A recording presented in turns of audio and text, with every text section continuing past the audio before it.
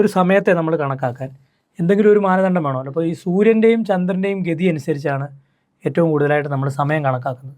കേരളത്തിലെ സമ്പ്രദായം അനുസരിച്ച് നമ്മൾ പിറന്നാളാണ് കണക്കാക്കുന്നത്. ഉത്തരേന്ത്യൻ സമ്പ്രദായം അനുസരിച്ചാണെങ്കിൽ തിഥികളാണ് കണക്കാക്കുന്നത്. അപ്പോൾ പിറന്നാൾ കണക്കാക്കുമ്പോൾ ഉദിച്ചതിന് ശേഷം, രാവിലെ ഉദിച്ചതിന് ശേഷം 6 നാഴികയുണ്ടെങ്കിൽ അന്ന് പിറന്നാൾ. നമ്മുടെ ഒരു കാർഷിക സംസ്കാരത്തിൽ നിന്നും കേരളം മാറി എന്നുള്ളത് കൊണ്ടാണ് ശരിക്കും പറഞ്ഞാൽ അതിനൊരു ഈ ഞാറ്റുവേലയ്ക്ക് ഒരു പ്രാധാന്യം കൊടുക്കാത്തത്. പക്ഷെ നാളിപ്പോഴും നമ്മൾ നോക്കുന്നുണ്ട്.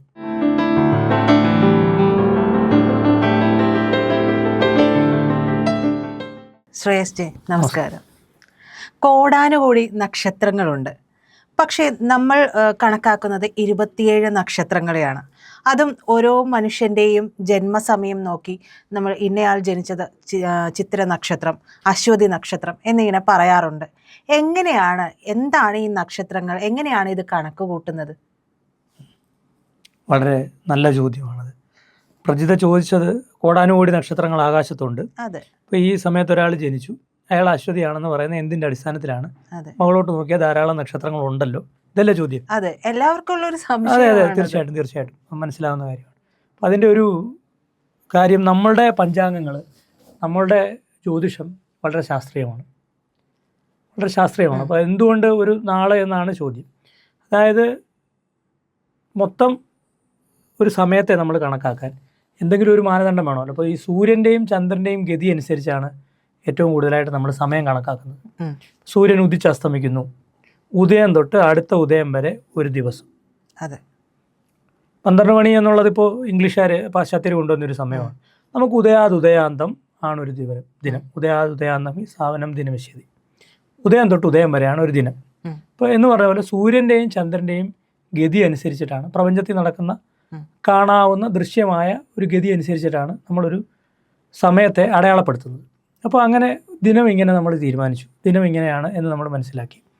അടുത്തതൊരു നക്ഷത്രം എന്താണെന്ന് പറഞ്ഞാൽ കുറച്ച് ഗഹനമാണ് എങ്കിൽ പോലും ഈ ചന്ദ്രൻ്റെ സഞ്ചാരം ഈ രാശിചക്രത്തിൽ കൂടെ ചന്ദ്രൻ സഞ്ചരിക്കുന്നു. അപ്പോൾ അതിനൊരു മേഷാദി എന്ന് പറഞ്ഞൊരു സ്റ്റാർട്ടിങ് പോയിൻ്റ് ഉണ്ട്. മേഷാദി എന്തുകൊണ്ട് എന്താണ് മേഷാദി എന്ന് പറഞ്ഞാൽ കുറച്ച് ഗഹനമാണത്. അപ്പോൾ അതുകൊണ്ട് തന്നെ, അതായത് കട്ടിംഗ് പോയിന്റ് എന്ന് തൽക്കാലം മേഷാദി എന്ന് തന്നെ എടുത്തോളൂ. അപ്പോൾ ഈ മേഷാദിയിൽ നിന്ന് തുടങ്ങി ഒരു 13 ഡിഗ്രി 20 മിനിറ്റ് വരുന്ന ഒരു ആർക്ക്, ഈ 13 ഡിഗ്രി 20 മിനിറ്റ് വരുന്ന ഒരു ആർക്ക്, ഈ ആർക്കിൽ കോടാനുകോടി നക്ഷത്രങ്ങളുണ്ടാവും. അതിനകത്തൊരു പ്രധാന നക്ഷത്രമാകും അശ്വതി.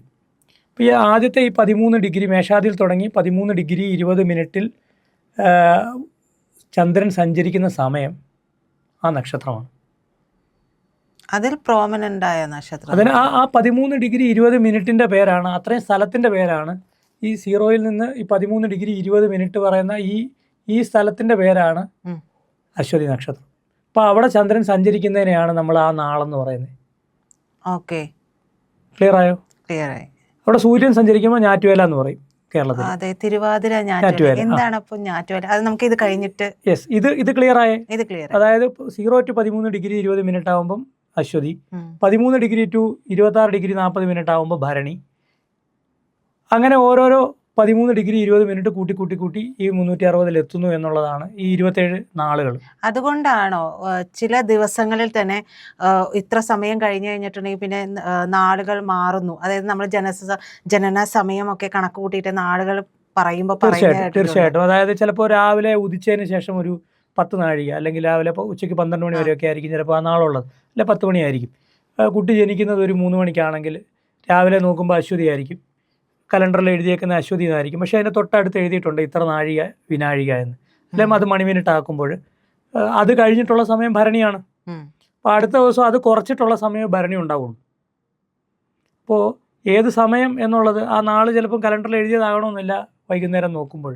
പക്ഷെ നമ്മൾ പുറന്നാൾ കണക്കാക്കുമ്പോൾ, കേരളത്തിലെ സമ്പ്രദായം അനുസരിച്ച് നമ്മൾ പുറന്നാളാണ് കണക്കാക്കുന്നത്. ഉത്തരേന്ത്യൻ സമ്പ്രദായം അനുസരിച്ചാണെങ്കിൽ തിഥികളാണ് കണക്കാക്കുന്നത്. അപ്പോൾ പുറന്നാൾ കണക്കാക്കുമ്പോൾ ഉദിച്ചതിന് ശേഷം, രാവിലെ ഉദിച്ചതിന് ശേഷം 6 നാഴികയുണ്ടെങ്കിൽ അന്ന് പുറന്നാൾ. 6 നാഴിക എന്ന് പറഞ്ഞാൽ റഫായിട്ടാണ്. അതായത് ഒരു നക്ഷത്രത്തിൻ്റെ ദൈർഘ്യം 60 നാഴിക എന്നുള്ള കണക്കിലാണ് 6 നാഴിക എന്ന് പറഞ്ഞത്. പക്ഷെ ദശാംശം എന്നുള്ളതാണ് യഥാർത്ഥമായ കണക്ക്. അപ്പോൾ 66 നാഴിക ഉണ്ടെങ്കിൽ 6.6 വരും. 50 നാഴിക ഒരു നക്ഷത്രമുള്ളൂ, അല്ലെങ്കിൽ 55 നാഴിക ഉള്ളെങ്കിൽ 5.5 മതി. അപ്പോൾ ഉദിച്ചതിന് ശേഷം ഒരു ദശാംശം ഉണ്ടെങ്കിൽ അന്ന് പുറന്നാൾ. പക്ഷേ ശ്രാദ്ധം എടുക്കുമ്പോൾ അസ്തമിക്കുന്നതിന് മുമ്പ് ആ നക്ഷത്രം 6 നാഴിക ഉണ്ടെങ്കിൽ, ദശാംശമുണ്ടെങ്കിൽ അന്ന് ശ്രാദ്ധം. അങ്ങനെ രണ്ടായിട്ടാണ് നമ്മളതിനെ കണക്കാക്കുന്നത്. ഈ നക്ഷത്രങ്ങളുടെ കാര്യം ഇപ്പോൾ പറഞ്ഞല്ലോ, ഇതെങ്ങനെയാണ് കണക്കാക്കുന്നത്. എന്നിരുന്നാൽ പോലും പറഞ്ഞു കോടാനുകോടി നക്ഷത്രങ്ങൾ, അതിൽ നിന്ന് നമ്മൾ 27 നക്ഷത്രങ്ങളാണ് പറയുന്നത്. അപ്പോൾ അതെങ്ങനെയാണ് വരുന്നത്? അല്ല, അത് വളരെ ഞാൻ അതാണ് പറഞ്ഞത്. അതായത് ഒരു 0 to 13 ഡിഗ്രി 20 മിനിറ്റ് വരെ ഉള്ള ഒരു അതായത് ഈ അന്തരീക്ഷത്തിൽ മനസ്സിലാകാനായിട്ട് പറയുകയാണെങ്കിൽ, ഇപ്പോൾ അതിൻ്റെ മേഷാദിയൊക്കെ വിട്ടേക്കും. ഈ അന്തരീക്ഷത്തിൽ ഒരു പോയിന്റ്, ഈ പോയിന്റ് നമ്മൾ എടുത്തു എന്ന് വെച്ചു, നമുക്ക് ചുറ്റുമുള്ള ഇങ്ങനെ ഒരു ചക്രം, അതിൽ ഈ പോയിന്റ് നമ്മൾ എടുത്തു. ഇവിടുന്ന് ഒരു 13 ഡിഗ്രി 20 മിനിറ്റ്, ഇതൊരു ആർക്കാണ്. ഈ ആർക്കിൽ ചന്ദ്രൻ സഞ്ചരിക്കുന്ന സമയമാണ് എന്ത്? അശ്വതി. അടുത്ത ആർക്ക് 13 ഡിഗ്രി 20 മിനിറ്റ് തൊട്ട് 26 ഡിഗ്രി 40 മിനിറ്റ് വരെ വരുന്ന അടുത്ത ആർക്ക്, ആ ആർക്കിൽ ചന്ദ്രൻ സഞ്ചരിക്കുന്ന സമയമാണ് ഭരണി. അപ്പോൾ ഇവിടെ ഇത്രയും ഒരു സ്പേസ് എടുത്താൽ കോടാനുകൂടി നക്ഷത്രങ്ങൾ ഉണ്ടാവാം. അതെ. പക്ഷെ അതിനെ ആ സ്പേസിനെയാണ് അതിനെ മൊത്തത്തിൽ നമ്മൾ വിളിക്കുന്ന പേരാണ്. ഇപ്പോൾ കാശ്മീർ മുതൽ ഇപ്പോൾ മനസ്സിലായി, കന്യാകുമാരി സ്പേസിനേക്കാൾ ആ ഒരു മൊത്ത സ്പേസിന് നമ്മൾ ചന്ദ്രൻ സഞ്ചരിക്കുന്ന സമയത്തെയാണ് നമ്മൾ ആ നക്ഷത്രം എന്ന് പറയുന്നത്. ചന്ദ്രൻ ആ സ്പേസിൽ സഞ്ചരിക്കുന്ന സമയമാണ് ആ നക്ഷത്രം. ഭൂമിയിൽ നിന്ന് നോക്കുമ്പോൾ ആ സ്പേസിൽ ആ പറഞ്ഞ സ്ഥലത്ത് ചന്ദ്രൻ സഞ്ചരിക്കുന്നതിനെയാണ്. കാരണം നമുക്ക് ചന്ദ്രൻ നമുക്ക് എന്തെങ്കിലും ഒരു അടയാളപ്പെടുത്തൽ വേണ്ട. അപ്പോൾ ആ ചന്ദ്രൻ സഞ്ചരിക്കുന്ന സമയത്തെ നമ്മൾ നക്ഷത്രം എന്ന് പറയും. സൂര്യൻ അവിടെ സഞ്ചരിക്കുമ്പോൾ ഞാറ്റുവേലയാകും. ഈ ഞാറ്റുവേല എങ്ങനെയാണ്? ഈ പറഞ്ഞതുപോലെ തന്നെ, അതായത് ഇപ്പോൾ നമ്മൾ നക്ഷത്രം കണക്കാക്കിയില്ലേ, അപ്പോൾ ആ 13 ഡിഗ്രി 20 മിനിറ്റിനെ നമ്മൾ അശ്വതി നക്ഷത്രം എന്ന് പറയും. അവിടെ ചന്ദ്രൻ സഞ്ചരിച്ചപ്പോൾ നമ്മൾ അവിടെ നക്ഷത്രം അശ്വതി എന്ന് എഴുതി. അവിടെ കൂടെ സൂര്യനാണ് സഞ്ചരിക്കുമ്പോഴോ അശ്വതി ഞാറ്റുവേല എന്ന് എഴുതും. അശ്വതി ഞാറ്റുവേല, ഭരണി ഞാറ്റുവേല, തിരുവാതിര ഞാറ്റുവേല ആയിരിക്കും നമ്മൾ കേട്ടിരിക്കുന്നത്. പണ്ട് പാശ്ചാത്യർ ഇവിടുന്ന് കുരുമുളക് കൂടിയുടെ കൊണ്ടുപോകും. അതെ, സാമൂതിരി പറഞ്ഞ് തിരുവാതിര ഞാറ്റുവേല കൊണ്ടുപോകാൻ പറ്റില്ലല്ലോ. കാരണം തിരുവാതിര ഞാറ്റുവേലയിലാണ് മഴയുടെ ലഭ്യത വളരെ കൂടുതലുള്ളത്. മഴയുടെ ലഭ്യത ശരിക്കും അതൊരു കാർഷിക കലണ്ടറാണ്. ഞാറ്റുവേല എന്ന് പറയുന്നത് നമ്മുടെ ഒരു കാർഷിക കലണ്ടറാണ്. സൂര്യൻ്റെ സഞ്ചാരത്തെ അടിസ്ഥാനപ്പെടുത്തി ഉണ്ടാക്കിയിരുന്ന ഒരു കാർഷിക കലണ്ടറാണ്. അതാണ് ശരിക്കും ഞാറ്റുവേല. ഇതെല്ലാം നമ്മുടെ പഞ്ചാംഗങ്ങളിലുണ്ട്. അപ്പോൾ ഇതല്ലേ ശരിക്കും നമ്മൾ പിന്തുടരേണ്ടി. പക്ഷെ ഇപ്പോൾ ഇതെല്ലാം മാറിയില്ലേ? അതെല്ലാം ബാധിക്കുന്നുണ്ട്. എങ്ങനെ? അതായത് നമ്മൾ പിന്തുടർന്നുകൊണ്ടിരുന്നത്, കാലാകാലങ്ങളായിട്ട് പിന്തുടർന്നുകൊണ്ടിരുന്നത് ഈ തിരുവാതിര ഞാറ്റുവേല പോലുള്ള കാര്യങ്ങളാണ്. അത് ശരിക്കും പറഞ്ഞാൽ അതിൻ്റെ ഒരു ഉത്തരമെന്ന് പറയുന്നത് കേരളത്തിലെ ഒരു കാർഷിക സംസ്കാരത്തിൽ നിന്നും, നമ്മുടെ അടിസ്ഥാനപരമായ കാർഷിക സംസ്കാരത്തിൽ നിന്നും മാറി എന്ന് നമ്മൾ ചിന്തിക്കേണ്ടിയിരിക്കുന്നു. അതുകൊണ്ടാണ് ഇത് പലതും ആവശ്യമില്ലാതെ വരുന്നത്. ഇപ്പോൾ ഈ തിരുവാതിര ഞാറ്റുവേല എന്ന് പറയുന്നത് കുരുമുളക് കൂടി വെക്കാൻ ഉദ്ദേശിക്കുമ്പോഴാണല്ലോ ഇതിനെക്കുറിച്ച് ചിന്തിക്കുന്നത്. അപ്പോൾ ഇന്ന് അത്തരം കാര്യങ്ങളെ കുറിച്ചിട്ട് വലിയ ചിന്ത വരുന്നില്ല. നമ്മുടെ ഒരു കാർഷിക സംസ്കാരത്തിൽ നിന്നും കേരളം മാറി എന്നുള്ളത് കൊണ്ടാണ് ശരിക്കും പറഞ്ഞാൽ ഈ ഞാറ്റുവേലയ്ക്ക് ഒരു പ്രാധാന്യം കൊടുക്കാത്തത്. പക്ഷെ നാളിപ്പോഴും നമ്മൾ നോക്കുന്നുണ്ട്. നമ്മുടെ പിറന്നാളിന് നാളെ നോക്കുന്നുണ്ട്, ജനന സമയത്ത് നമ്മൾ നാളെ നോക്കുന്നുണ്ട്, നാൾ വെച്ച് ഫലങ്ങൾ ചിന്തിക്കുന്നുണ്ട്. അങ്ങനെയുള്ള ഒരുപാട് കാര്യങ്ങൾ നമ്മൾ നാൾ വെച്ച് ചിന്തിക്കുന്നുണ്ട്. ശ്രാദ്ധം നാളിനെടുക്കുന്നുണ്ട്. അതുകൊണ്ട് നാളിപ്പോഴും നമുക്ക് വളരെ ലൈവാണ്. ഞാറ്റുവേലയുടെ വിഷയത്തിൽ നമുക്ക് വന്നത് അത് ഒരു കാർഷിക കലണ്ടറാണ്. ഇപ്പോൾ സൈക്കിളിൽ ചെറിയ മാറ്റങ്ങളാണ്. പക്ഷേ സൈക്കിൾ നമ്മളിന്ന് അറിയുന്ന പോലും ഇല്ല എന്നുള്ളതാണ്. പഞ്ചാംഗങ്ങൾ നോക്കിയാൽ കൃത്യമായിട്ട് ഞാറ്റുവേലകൾ അടയാളപ്പെടുത്തിയിട്ടുണ്ട്. പക്ഷേ ഇന്ന് ശരിക്കും പറഞ്ഞാൽ അതുകൊണ്ട് നമ്മളൊരു ഉപയോഗത്തിലേക്ക് കൊണ്ടുവരുന്നില്ല എന്നുള്ളതാണ് യാഥാർത്ഥ്യം. ഇപ്പോൾ നക്ഷത്രങ്ങളുടെ കാര്യം എടുക്കുമ്പോൾ ഇങ്ങനെയാണ് നക്ഷത്രം നമ്മൾ കണക്കാക്കുന്നത് എന്ന് പറഞ്ഞല്ലോ. അപ്പോൾ ഒരാളുടെ ജനന സമയവുമായി ബന്ധപ്പെട്ട് കൂടി വരുമ്പോൾ അതിൻ്റെ ഫലങ്ങളും മാറുകയല്ലേ? പൊതുവായിട്ട് ഒരു നക്ഷത്രമാണെങ്കിലും നമ്മൾ പൊതുവായി ഇപ്പോൾ വാരഫലമൊക്കെ നോക്കുകയാണ് എന്നുണ്ടെങ്കിൽ പൊതുവായിട്ടൊരു ഫലമായിട്ട് എഴുതിയിട്ടുണ്ടാകും. പക്ഷേ ബേസിക്കലി എടുത്ത് നോക്കുകയാണെങ്കിൽ ഒരാളുടെ ഫലമായിരിക്കില്ല മറ്റൊരാൾക്കുണ്ടാവുക, അതേ നക്ഷത്രമായിരിക്കും. അതെങ്ങനെയാണ് ശരിക്കും മാറി വരുന്നത്? ഓരോ സെക്കൻഡിന് വേണ്ടിയിട്ട്. വാരഫലം ഇപ്പോൾ ഒരു നക്ഷത്രത്തെ തന്നെ നമ്മളിപ്പം അശ്വതി, ഭരണി, കാർത്തിക, കാല്, ഒരു നക്ഷത്രത്തെ 4 പാദമായിട്ട് നമ്മൾ തിരിച്ചിട്ടുണ്ട്. 3 ഡിഗ്രി 20 മിനിറ്റുള്ള 4 പാദമായിട്ട്. അപ്പം ചന്ദ്രൻ ഇപ്പോൾ ഈ 13 ഡിഗ്രി 20 മിനിറ്റിൽ ആദ്യത്തെ 3 ഡിഗ്രി 20 മിനിറ്റ് സഞ്ചരിക്കുമ്പോൾ 1-ാം പാദം അശ്വതി 1-ാം പാദം. ആ 3 ഡിഗ്രി 20 നിന്ന് 6:40 സഞ്ചരിക്കുന്ന അശ്വതി 2-ാം പാദം. അപ്പോൾ ഇങ്ങനെ നക്ഷത്രങ്ങൾക്ക് പാദങ്ങളുണ്ട്. ഈ പാദങ്ങൾക്കും ഫലവ്യത്യാസങ്ങളുണ്ട്.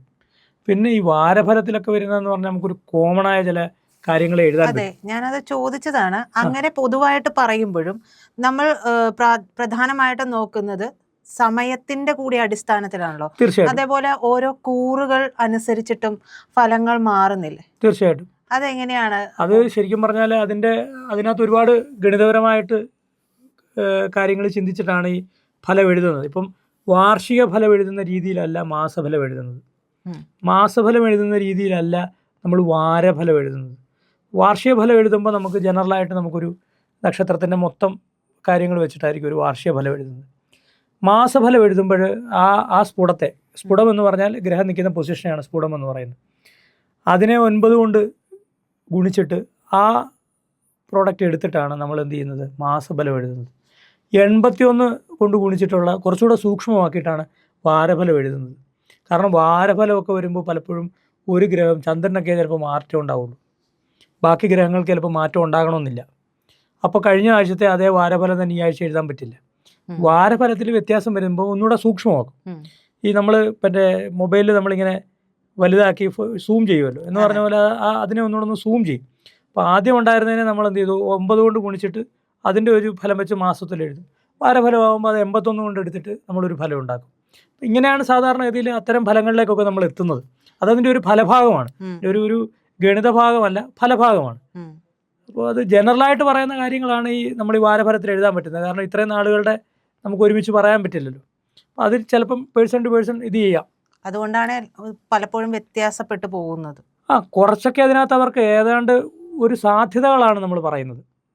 പക്ഷെ ചെറിയ വ്യത്യാസങ്ങൾ ഉണ്ടാകാം എന്നുള്ളതല്ലാതെ സാധ്യതകളാണ്. അല്ലാതെ ഒരു വ്യക്തി ടു വ്യക്തി. ഇപ്പോൾ കൊളസ്ട്രോൾ ഉള്ളവർ എണ്ണ അധികം കഴിക്കരുത്, അല്ലെങ്കിൽ എണ്ണ അധികം കഴിക്കുന്നത് നല്ലതല്ല. അതൊരു ജനറൽ സ്റ്റേറ്റ്മെൻറ്റാണ്. എന്ന് പറഞ്ഞതുപോലെ ഇന്ന നാളുകാർക്ക് നല്ല സമയമാണ് അല്ലെങ്കിൽ നല്ല സമയമല്ല. പക്ഷേ അയാളുടെ ജാതകത്തിൽ നല്ല രീതിയിലാണ് നിൽക്കുന്നതെങ്കിൽ അയാൾക്ക് ചിലപ്പോൾ മോശ സമയമാണേലും പറയത്തക്ക രീതിയിൽ മോശാവസ്ഥ ഉണ്ടാകണമെന്നില്ല. പക്ഷേ അയാൾക്കിനി നല്ല സമയമാണെങ്കിലും അയാളുടെ ജാതകത്തിൽ ഇപ്പോൾ ഒരു ഹാർട്ടിന് വയ്യാത്ത ഒരാളാണ്, നടക്കുന്നത് നല്ലതാണെന്ന് പറഞ്ഞാൽ അയാൾക്ക് ജനറലി നമ്മൾ പറയുമ്പോഴും അയാൾക്ക് നല്ലത് ചിലപ്പോൾ ആകണമെന്നില്ല. അയാൾ ഓടിയാൽ അയാൾക്ക് ബുദ്ധിമുട്ടുണ്ടാകാം. അതെ, അയാൾ കണ്ടമാനം സ്ട്രെയിൻ എടുത്താൽ അയാൾക്ക് ബുദ്ധിമുട്ടുണ്ടാകാം. അപ്പോൾ പക്ഷേ അതൊരു ജനറൽ സ്റ്റേറ്റ്മെൻറ്റാണ്. രാവിലെ 5 കിലോമീറ്റർ ഓടുന്നത് നല്ലതാണ് എന്ന് പറഞ്ഞതുപോലെ നമുക്കൊരു വാരഫലം പറയാൻ പറ്റും. അല്ലാതെ ഇപ്പോൾ നമുക്ക് അല്ലെങ്കിൽ ഒരു മാസഫലം പറയാൻ പറ്റും. പക്ഷെ അതിനകത്ത് ഏറെക്കുറെ ശരിയായിരിക്കാം. പക്ഷേ എന്ത് പറ്റുന്നു എന്ന് ചോദിച്ചാൽ ചില കാര്യങ്ങളിൽ വ്യത്യാസങ്ങളുണ്ടാകാം. വ്യക്തി അനുസരിച്ച് ആ വ്യക്തിക്ക് എന്തെങ്കിലും അയാളുടെ പേഴ്സണൽ ഇൻഫർമേഷൻ എടുത്താൽ അനുസരിച്ചും ചില വ്യത്യാസങ്ങൾ അതിനകത്തുണ്ടാകാം. അതാണ് അതിനകത്ത് പറയാനുള്ളത്.